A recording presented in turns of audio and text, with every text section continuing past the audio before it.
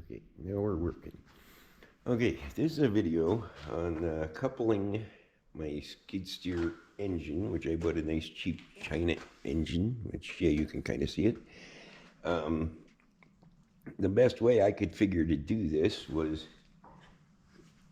this piece here of the transmission has the spline in it, but it had a big round piece of metal on the outside, so I cut all the outside off, and I just bought a Lovejoy because it's a 5/8 shaft inside there. So I put a 5/8 shaft, actually a 5/8 bolt with a shoulder on it, right on through this thing to hold it center. And then I tightened the nut on it really tight, and then I welded it. So it is now one piece. It's got a couple of imperfections. I might grind it and go over it again. But for now, we're going to get this coupled together to make sure it all fits. But this is the spline that fit the engine. Like I said, it had a big piece on there. Next, I get this piece. Well, with that big piece on there, let me make sure I can, yeah, you can see what I'm doing here. But with that big piece on there, this wouldn't fit in there. So I had to cut all that off. And of course, I needed to weld it to a Lovejoy.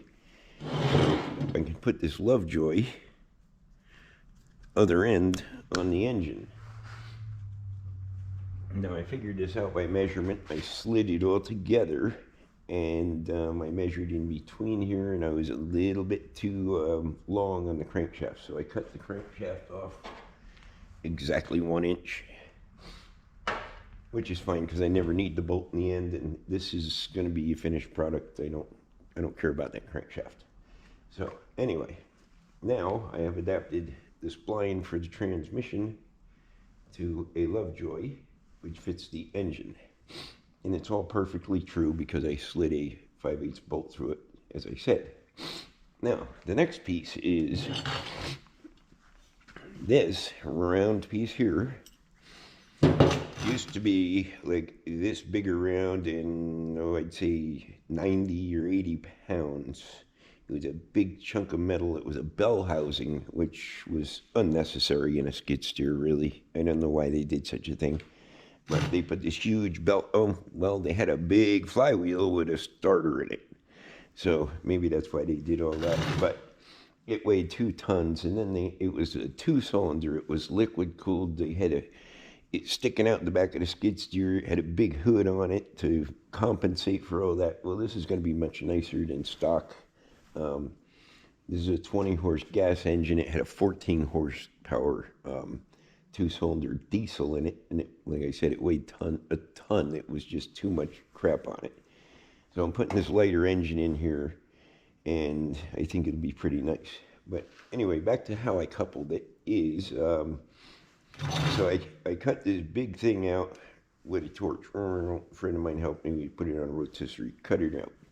It didn't come out so neat, so later I trimmed it up on a vise. But this piece here, you can buy on Amazon or anywhere. It is to bolt to an engine. And then this end is for a log splitter.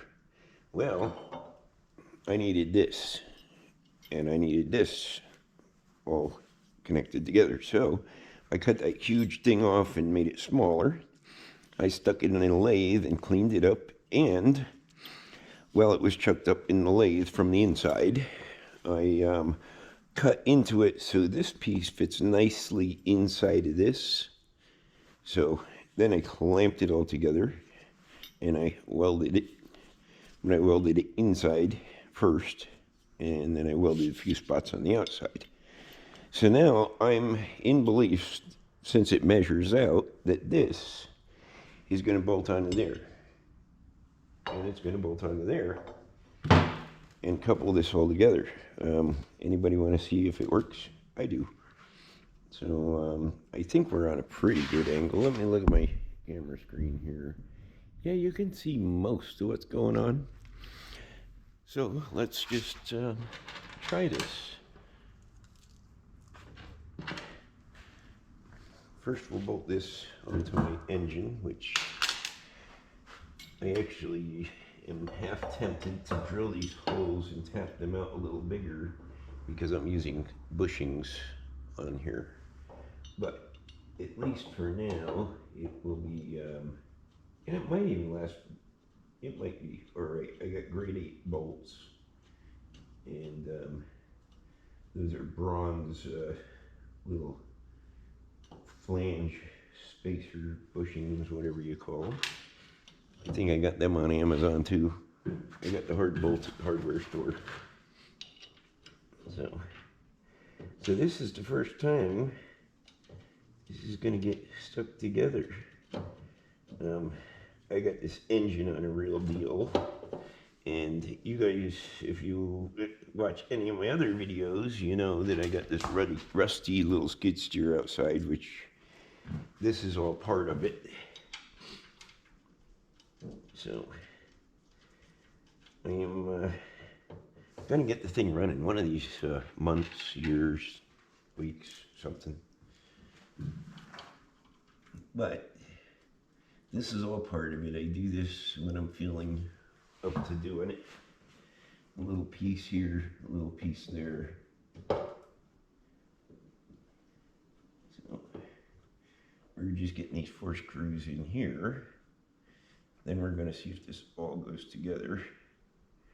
And then I'll walk you around it, show you how it went. I don't want to fire it up because I don't have oil in the transmission.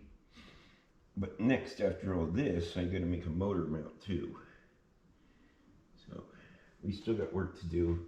Still got videos to do of it, and I hope people learn something from it. You know,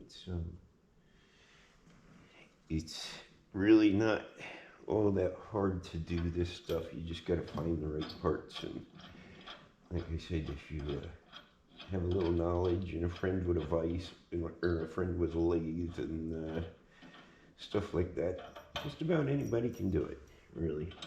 When I made that cut inside, I didn't even measure it. I cut it and then stuck the piece on, cut it a little bit, stuck the piece on. Okay, it fits perfect. Then I cut it deeper. So it was all pretty simple stuff. Now I'm hoping I got these at the same level so they just slide together nice. I'm hoping. If not, I always do the wiggle thing, you know. Yeah, it looks like I'm a little off. I gotta go up a little. Wiggle. Okay, that slid in. Let's see if we can wiggle some more. And it's going in there. How's your view of it here? It's not bad, I guess, huh? How about move over a little further, but I don't want to get my head too much in the video. But we're gonna maybe do some tilting around or whatever we gotta do, and stick these in here, or at least one in here, and see if she goes all the way together nicely. There is a little access slot thing I can actually use in the side here. I'll show you guys that in a minute. But boy, that looks like it's gonna work out. Wiggle. It should go in here. It's the original hole, so it certainly should go back in where it came from, don't you think? I think so.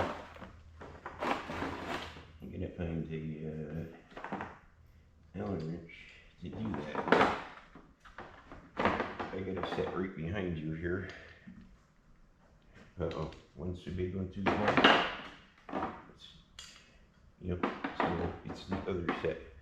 Anyway, we're gonna do a little more, whatever we can. Nope. Okay, I'll shut you down while I get it to you know, I don't really want to tighten this up all the way, so I just grabbed pliers.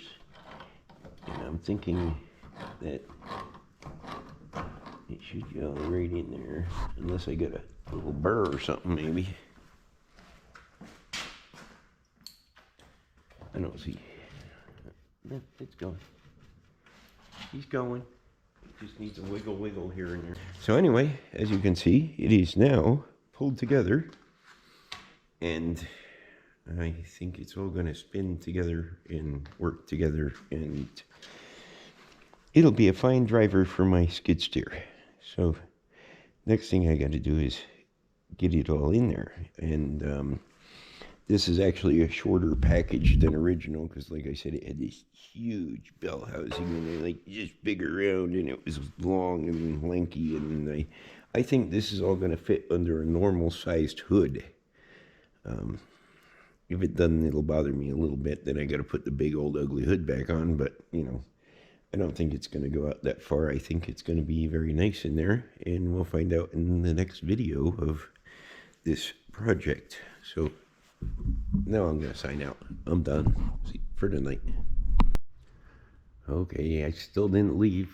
I just got to do it. I did it once, but it was really cool to see. So I wanted whoever watches the video to see it too. That it is coupled together.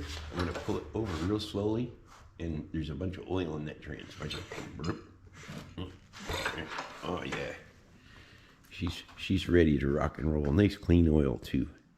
So I should have been covering these, but I didn't. Well, I had a rag over it, but I should have done better.